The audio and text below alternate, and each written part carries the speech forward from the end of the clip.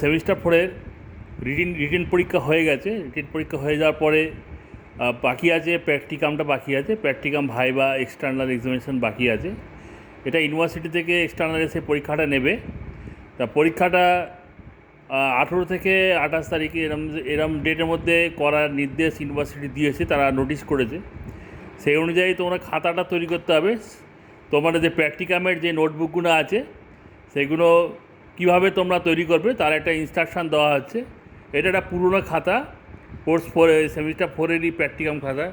এখানে যেমন ধরো উপরে কলেজের নাম আছে, এখানে তোমার অ্যাফিলিয়েটেড উইথ লেখা আছে, অস্পষ্ট, এটা স্পষ্ট করে লিখবে। তার নিচে বাবা সাহেব এডুকেশন ইউনিভার্সিটি, একদম এটা common top sheet practicum activity notebook semester four. এখানে তোমার নাম লিখবে, এখানে রোলটা আলাদা, নাম্বারটা আলাদা, তোমাদের প্রত্যেকের নাম্বার আছে দেখবে। এটা পুরনো খাতা, রেজিস্ট্রেশন নাম্বার আছে। সেশান তোমাদের হবে 22-24, এটা 21-23-এর খাতা। এটা ফার্স্ট, এটা কমন টপ সিট গেল। এরপরে তোমাদের এটা কমন সূচিপত্র কন্টেন্ট, এখানে পরপর তোমার থাকবে পরপরগুলো। কোর্স 1, কোর্স 2, এই কোর্স 1.4.6, এখানে কত দিয়ে কত পেজে আছে, এরম একটা হবে কন্টেন্টের এইটা পেজটা হবে। প্রতিটা কোর্সের এরম একটা কমন সূচিপত্র, এদিকে কোর্সের নাম, এদিকে তোমার হচ্ছে কত থেকে কত পেজে তুমি করেছো। আচ্ছা, এখানে একটা কথা বলার আছে, যারা এইচপি নিছো, মানে অপশনাল পেপার কোর্স 11টা, যাদের এইচপি আছে মানে হেলথ অ্যান্ড ফিজিক্যাল এডুকেশান আছে, আর যাদের এই পিসি 4 লাস্ট, ওটা সবার আছে, কমন আছে, ওই দুটো খাতা কিন্তু আলাদা থাকবে। ওটা মানালি ম্যাডাম আলাদাভাবে করিয়েছে, ওই খাতা দুটো কিন্তু আলাদা থাকবে।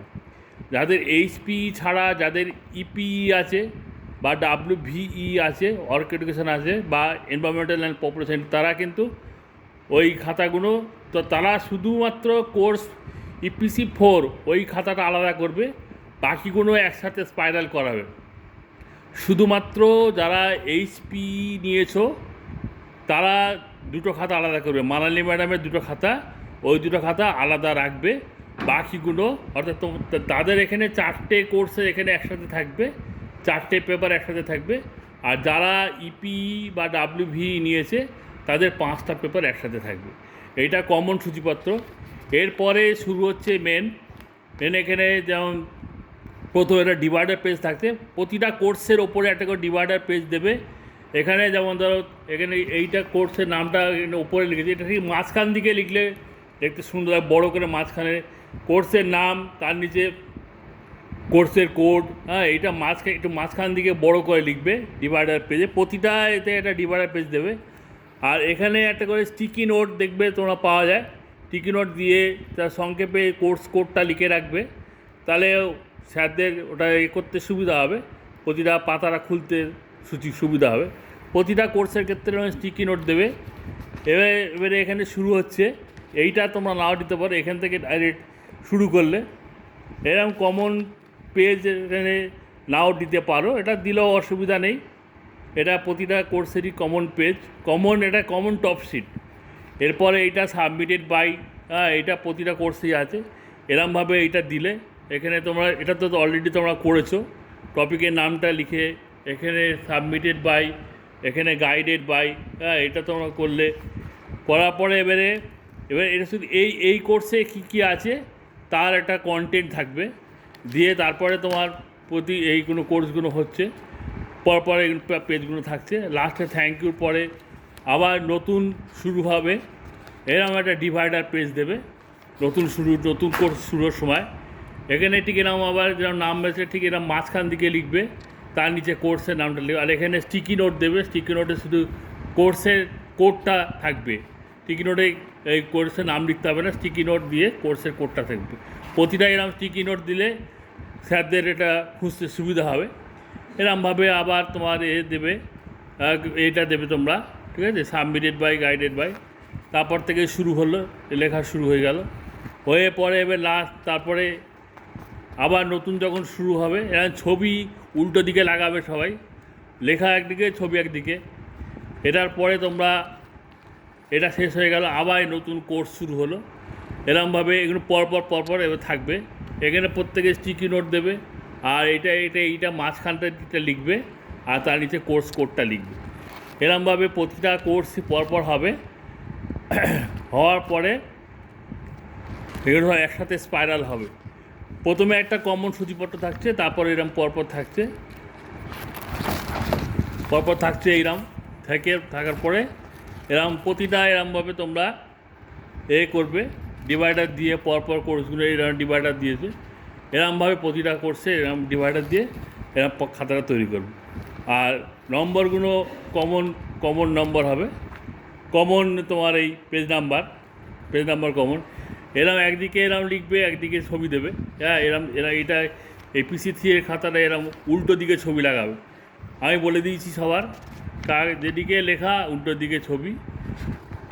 এইটা হওয়ার পরে এরপরে তোমরা লাস্ট হয়ে গেল। তাহলে যেটা বললাম যে শুধুমাত্র যারা ইপিই যাদের আছে, এনভায়রনমেন্টাল পপুলেশন এডুকেশন, অর্থাৎ মানালি ম্যাডামের যে খাতাগুলো হবে সেইগুলো দুটো আলাদা হবে। যারা HPWV নিয়েছো তাদের অবশ্যই একসাথে জুড়ে দেবে, শুধুমাত্র EPC4 এর খাতাটা তোমাদের আলাদা হবে। আর যারা ইপিই নিয়েছো অপশনাল পেপার, তাদের দুটো খাতা আলাদা হবে। ঠিক আছে, এরমভাবে খাতাটা তৈরি করবে। আর খাতাটা সবাই একটু পড়বে, হ্যাঁ, কি পড়ে প্র্যাকটিক্যালের সময় ধরবে, বিভিন্ন প্রশ্ন ধরবে। তোমরা তো অলরেডি অনেক কটাই তোমরা ভাইবা পরীক্ষা দিয়েছো, কিরম প্রশ্ন ধরে তোমরা জানো।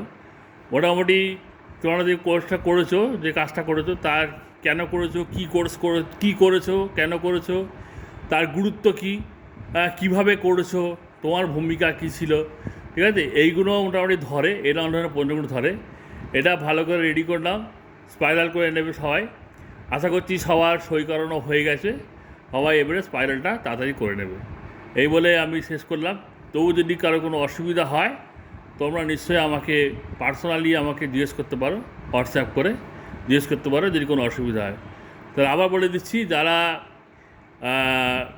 HP নিয়েছো তারা অবশ্যই দুটো খাতা আলাদা হবে, EPC4 আর HP খাতার আলাদা হবে, মানে ম্যাডাম যেরকম বলেছে।